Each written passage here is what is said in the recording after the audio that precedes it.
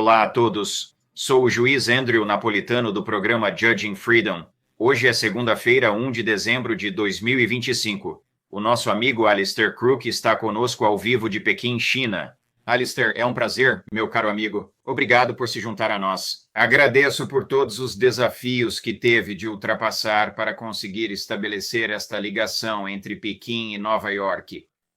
Antes de começarmos a falar sobre a sua semana passada na China e as suas observações detalhadas sobre as atitudes de... Estamos todos bem? Alistair, não consegues escutar isso. Ouve-me. Sim, ouvimos-lo agora. Consegue ouvir-nos?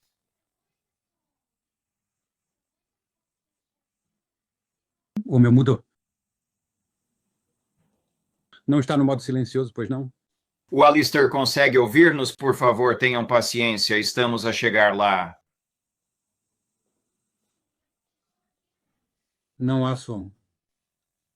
Alistair, ouves-me agora?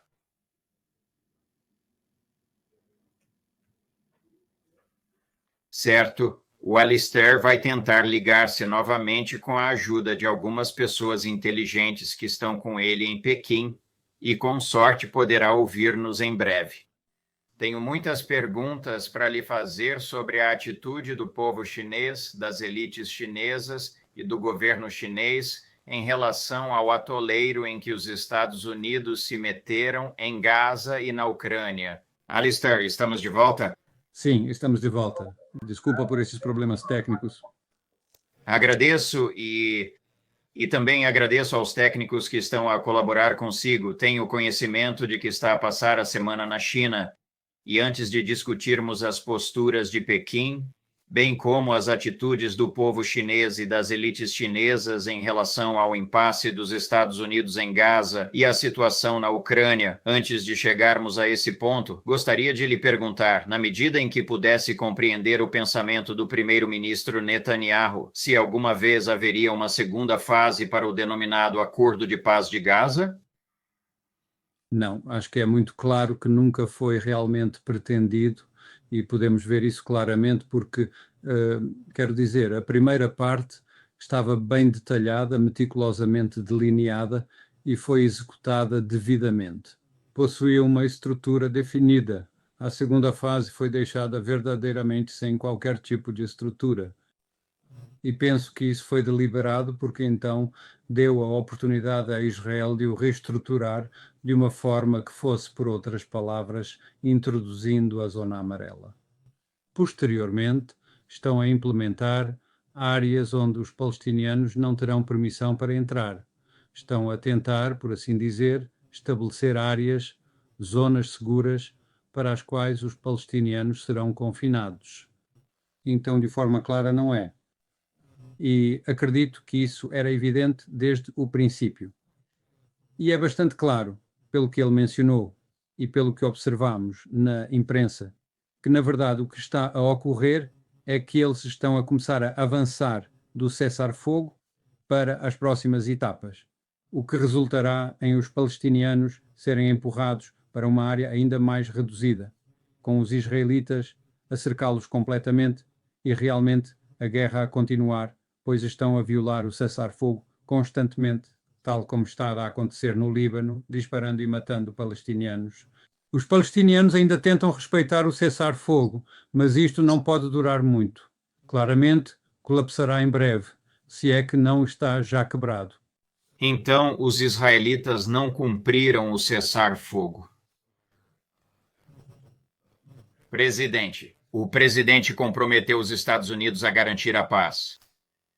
Será que Donald Trump assumiu mais do que consegue lidar? Como? De que maneira ele poderia garantir a paz em Gaza sem também enfrentar uma reação política significativa aqui nos Estados Unidos? Eu reflito sobre isso. É um dilema bastante complexo no qual o presidente se encontra, pois se tentar avançar com a proposta de um cessar-fogo, depara-se com os israelitas que serão extremamente hábeis em contorná-lo e manobrar em torno do cessar-fogo para alcançar os objetivos que realmente pretendem.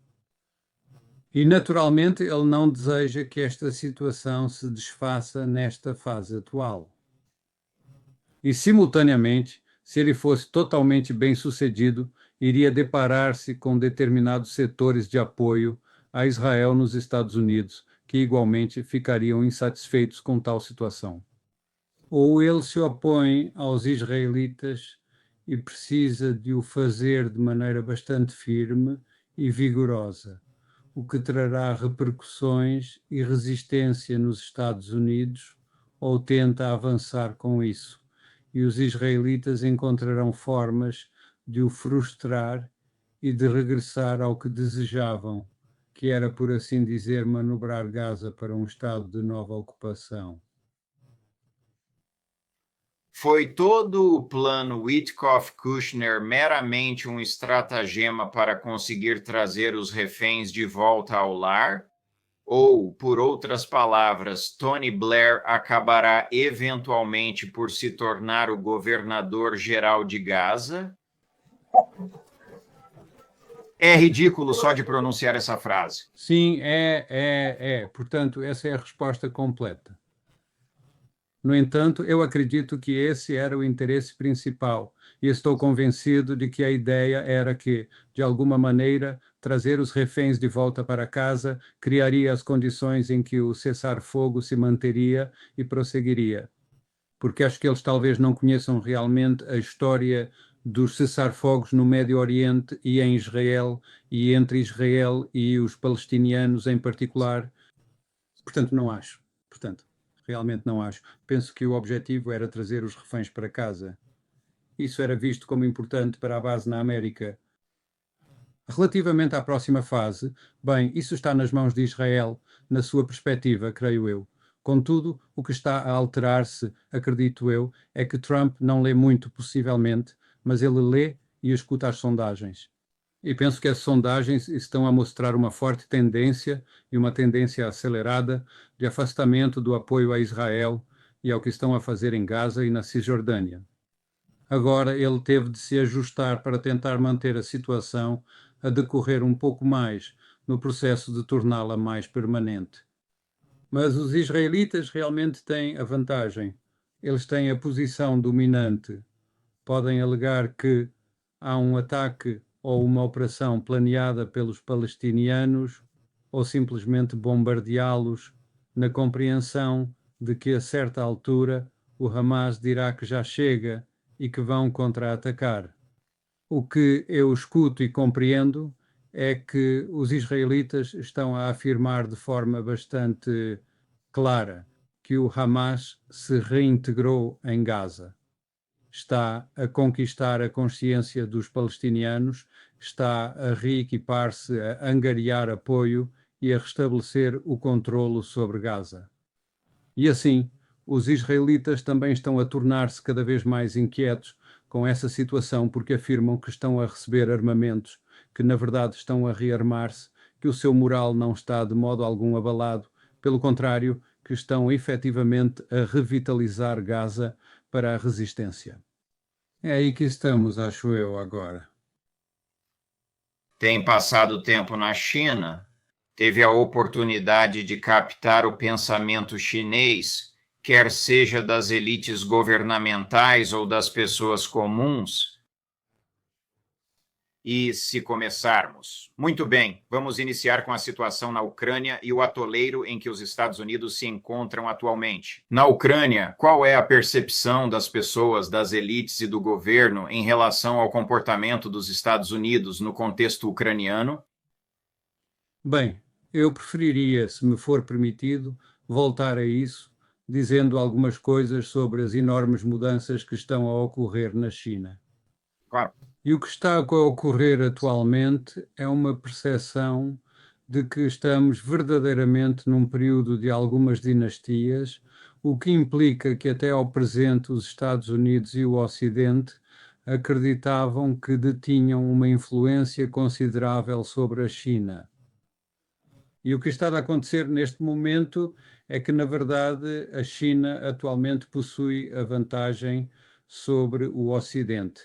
E isso consiste numa diversidade de fatores que a China compreendeu a partir do que observou com a Rússia, que não podia simplesmente tornar-se dependente do Ocidente para a importação de produtos, tinha que fazer o oposto. Eles precisaram ser autossuficientes, desenvolver-se industrialmente e transformar toda a economia numa economia de manufatura.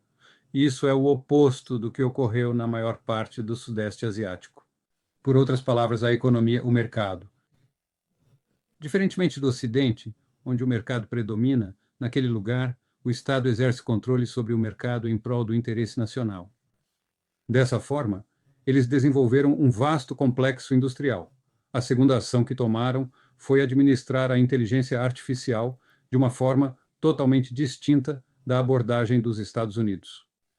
A inteligência artificial aqui não se refere, por assim dizer, a uma inteligência artificial militarizada, como é nos Estados Unidos, com a Palantir e assim por diante. Aqui é algo mais simples e está disseminado por toda a economia, na economia de manufatura, de uma maneira que não é exatamente inteligência artificial, mas é inteligência artificial, mas essencialmente está a introduzir automação, tecnologia e robôs para a indústria. E teve um grande impacto aqui. Claro, há algumas dificuldades com isso, porque também há perdas de empregos na China. E vê-se uma certa, digamos, desaceleração nas ruas, há um certo arrefecimento da economia, embora as pessoas estejam a conseguir mudar-se para outras economias. No entanto, um importante fabricante aqui na China, um fabricante local, mencionou-me que, geralmente, nas suas empresas, que há um ano atrás empregavam cerca de 2.000 trabalhadores, atualmente empregam apenas 200 e os custos de produção estão significativamente diminuídos. Na verdade, o que está a ocorrer é que a China está a experienciar uma deflação de preços, enquanto simultaneamente a América e a Europa estão a enfrentar uma inflação de preços. E isso representa um problema estratégico considerável, na minha opinião, para nós, porque com estas transformações industriais, há praticamente nada de que a China precise do Ocidente, exceto aeronaves, semicondutores e algumas ferramentas avançadas e itens técnicos. No entanto, de um modo geral, não é exatamente o caso. Tornou-se completamente autossuficiente, de maneira semelhante ao que a Rússia fez anteriormente. E alcançar essa autossuficiência desta maneira implica que não estão sujeitos a pressões externas. Como eu estava a mencionar, a inteligência artificial deles transformou-se significativamente. Eles tornaram-se tão competitivos que, de facto, afirmaria que atualmente é inviável para o Ocidente, com a sua inflação e a deflação da China, por assim dizer, comercializar os seus produtos para a China no futuro. Efetivamente, a China encontra-se completamente fora da equação, pois eles não necessitam de realizar compras e não é de todo competitivo. Já não somos de forma alguma competitivos em relação à China nestes níveis, onde tudo se transformou completamente. E mudaram isso de outra forma, que é igualmente importante e que o Ocidente também não consegue igualar. Tudo aqui é realizado através, se preferir, deste vasto ecossistema financeiro, um gigantesco ecossistema de finanças que opera com WeChat ou Alipay e possui 1 milhão de bilhões de cidadãos chineses a efetuar negócios, a combinar e a vender no WeChat, 1 milhão e igualmente no Alipay. E tudo isto está atualmente a assimilar, por assim dizer, a disseminação da inteligência artificial através deste componente. É uma transformação gigantesca que ocorreu durante este período. Esta é uma explicação verdadeiramente notável que nos acabou de fornecer, e isso traz-me à mente algumas observações da minha parte, e gostaria muito de receber a sua crítica sobre elas. Contudo, não estou convencido de que o presidente dos Estados Unidos compreenda completamente o que acabou de expressar, e não creio que as tarifas que ele tentou implementar para controlar a China tenham verdadeiramente produzido os efeitos pretendidos. Não teve qualquer um dos efeitos desejados, se preferir, dessa maneira na China, e os minerais raros foram apenas um exemplo de que a China possuía, de facto, toda a vantagem como tem em diversas áreas, praticamente todas essas áreas. E como eu afirmo, a questão central é de que maneira ele realizaria isso quando, na realidade, o nível de preços na China está a experimentar uma deflação e a competitividade da indústria está a atravessar uma transformação verdadeiramente tectónica neste contexto. Como eu mencionava, atualmente há praticamente nada que seja competitivo na China e tenho conversado com, sabe, indivíduos, uma pessoa aqui que possui diversas empresas de manufatura espalhadas por todo o país, assim como em África, e ele consegue perceber esta transformação. E a IA tem sido utilizada de forma completamente diferente. Enquanto que na América a IA está, de certa forma, orientada para estruturas e necessidades militares, bem como para controlo, direcionamento e identificação de alvos, aqui é algo que foi difundido por toda a indústria a um nível mais baixo de IA. Quero dizer que basicamente é automação, robôs e robótica, mas está amplamente difundido na indústria. Portanto, eles nunca fizeram o que nós fizemos, ou seja, financiarizaram a economia. É de forma estrita uma economia focada na fabricação e produção de bens. E não tem aquele universo financiarizado que, de certa forma, levou a esta divisão das nossas economias. Temos a economia que está a ascender no mercado de ações, que está profundamente interligada ao vasto universo financeiro, e a outra economia das pessoas comuns, que está a declinar progressivamente. Observei as estatísticas da Black Friday que mostravam que o volume de bens vendidos caiu 1%, enquanto os preços subiram 7%. Isso representa uma crise estrutural que o Ocidente enfrenta. E aqui na China, acredita-se que o Ocidente enveredou totalmente pelo caminho errado no que diz respeito à inteligência artificial, progredindo em direção a esta IA, que esperam que leve ao desenvolvimento da inteligência geral artificial, a inteligência humana, que talvez ainda esteja distante. É possível adquirir uma compreensão geral do que se pensa coletivamente na China sobre o presidente Trump? Bem, creio que a noção é que o que estou a tentar expressar aqui é que a administração da situação será extremamente delicada. É por essa razão que mencionei Tucídides no começo. É a questão de como lidar com esta situação atualmente.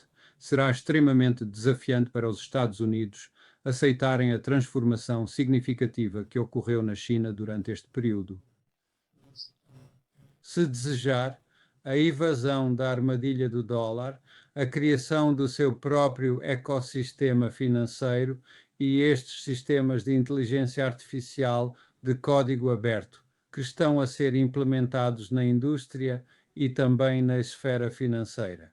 Como mencionei anteriormente, a inteligência artificial está a ser integrada em plataformas como o WeChat ou o Alipay. Desta forma, é possível realizar qualquer tipo de tarefa e adquirir qualquer produto através destas aplicações tecnológicas. E isto irá expandir-se para outros locais. Estamos consideravelmente atrasados nestes tipos de sistemas. Todo o conjunto de consumidores de 1,4 mil milhões aqui está conectado a 1 mil milhão numa dessas aplicações apenas, que realiza todo o tipo de tarefas. O Ocidente está, de certa maneira, concentrado noutra questão, desenvolvendo estes gigantescos armazéns de dados. E essa é outra questão em que a China possui uma significativa vantagem, e eles fazem questão de me destacar isso, é que na China, quero dizer, eles dispõem da energia, não enfrentam o problema de energia para estes enormes, se preferir, megacentros de dados.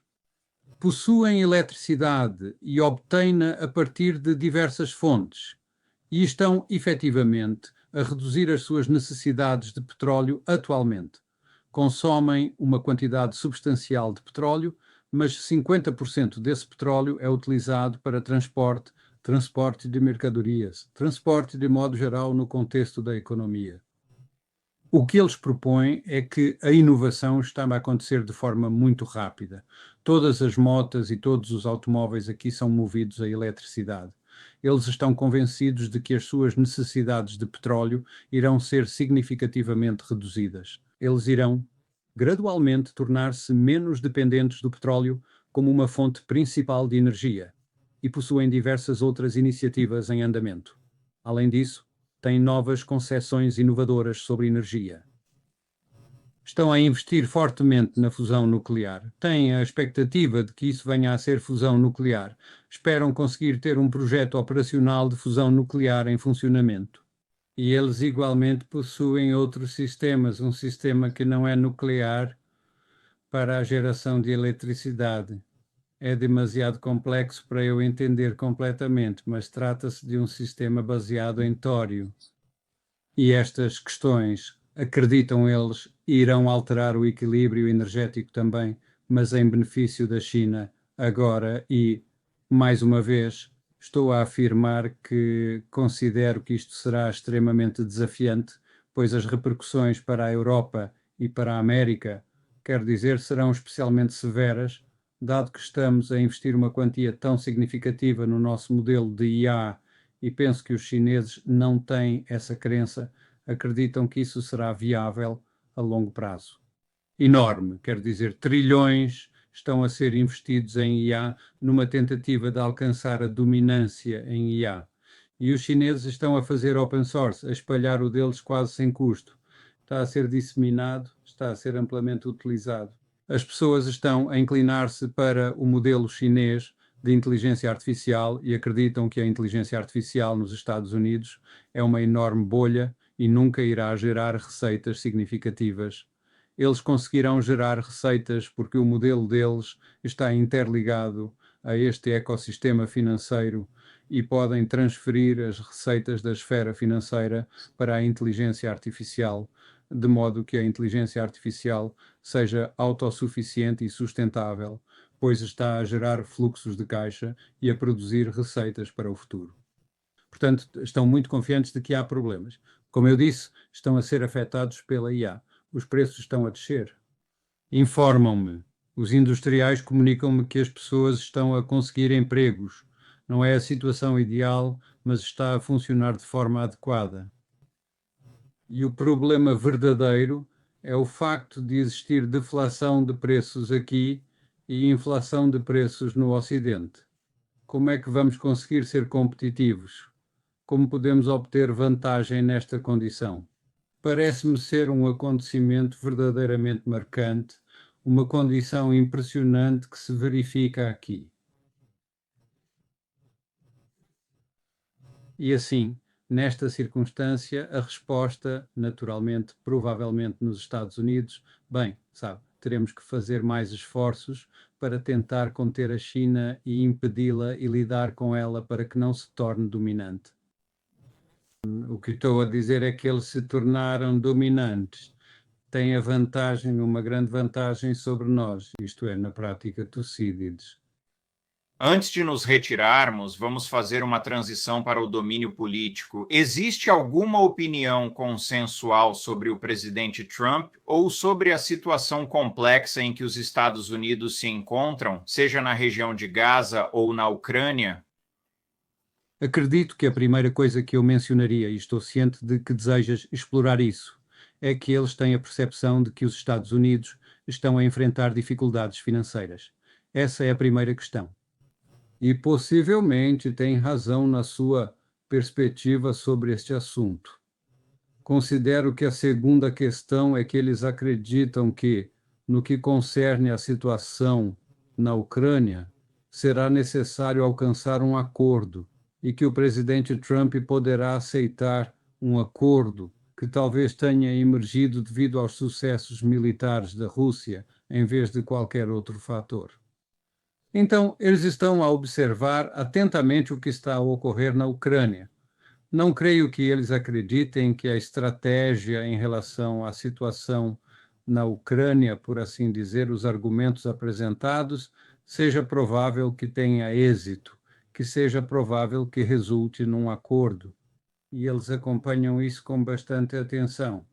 E eu diria que o aspecto mais importante é que eles têm a percepção de que os Estados Unidos ainda anseiam pela ideia de dividir a Rússia e a China, porque, de certa forma, há uma reminiscência dos tempos do Vietnã que acredita que a China e a Rússia são culturalmente incompatíveis. Eles rejeitam essa ideia sem hesitar. Dizem claramente que isso mostra falta de compreensão sobre a China e a Rússia no mundo atual. Portanto, eu diria que isso é uma questão importante. No Médio Oriente, creio que estão extremamente preocupados e, de um modo geral, estão verdadeiramente preocupados. Tenho discutido sobre isto, sabe que estamos posicionados em cima de diversos vulcões no Médio Oriente, mas a situação na Ucrânia tem sido um deles. Qual poderá ser a reação dos Estados Unidos? E retorna constantemente ao mesmo ponto central. Quer dizer, se os Estados Unidos perceberem que estão a perder a sua posição de primazia, se os Estados Unidos e o Sr. Trump perceberem que não estão a alcançar sucessos significativos no Médio Oriente ou na Ucrânia e que a narrativa não é de vitórias contínuas e constantes, ele pode tornar-se imprevisível e como lidar com isso, como gerir, se preferir, uma Europa que não direi instável, mas menos estável. Quero dizer, porque eles estão muito cientes e estavam a perguntar-me sobre, sabe, porque há toda esta conversa na Europa sobre ir à guerra com a Rússia. Estão a sério sobre isso e o que é que isso significa? E estou convencido de que eles também estão a considerar de maneira bastante meticulosa sobre o que a Europa poderá eventualmente alcançar, o que poderá suceder no Médio Oriente. Do ponto de vista deles, compreende, a relação entre a Rússia e a China é extremamente segura. E eu gostaria de acrescentar que é evidente que eles possuem toda a capacidade técnica necessária para implementar um novo sistema financeiro na Ásia Central, nos Estados BRIC. Quero afirmar que a tecnologia já está a operar eficazmente aqui, já se encontra implementada neste local, estão a fazer uso dela de forma contínua a nível interno. Poderia ser efetivamente implementado. Creio que estão a ser extremamente cuidadosos para evitar que isso venha a ser implementado e para não permitirem que seja efetivamente implementado. Contudo, um exemplo é o dos cidadãos chineses, que anteriormente eram grandes compradores de títulos do Tesouro Americano de longo prazo de 30 anos e atualmente representam apenas 7% dos títulos do Tesouro dos Estados Unidos. Assim, tem havido um declínio grande na compra de títulos do Tesouro do Zimbábue, não só pela China, os únicos aumentos vêm de outras regiões. No entanto, eles entendem que isso causará um problema real de dívida. O mercado das dívidas é uma preocupação verdadeiramente significativa.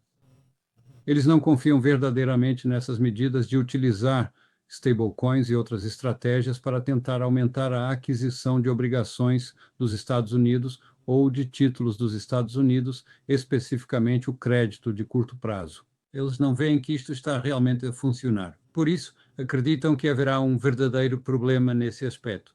E penso que é por isso que estão a proceder de forma muito discreta com esta implementação do sistema financeiro alternativo. Eles não desejam ser percebidos ou pode-se considerar que, de alguma maneira, causaram o problema nos mercados de dívida nos Estados Unidos. Prefeririam, caso tal situação realmente exista, não estarem diretamente envolvidos com essa problemática. Alistair, muitíssimo obrigado por uma análise verdadeiramente notável e extremamente informativa. Muitos de nós, no mundo ocidental, não temos a mínima ideia do que está a acontecer na China, dos seus importantes avanços econômicos, e parece estar significativamente mais à frente de onde nos situamos aqui. Obrigado, amigo. Por favor, agradeça aos seus anfitriões e especialmente àqueles jovens técnicos brilhantes que me conectaram a si através do Chris. Tudo de bom. Viagens seguras, ansiosos para vê-lo na próxima semana. Muito obrigado, juiz. Obrigado. Adeus.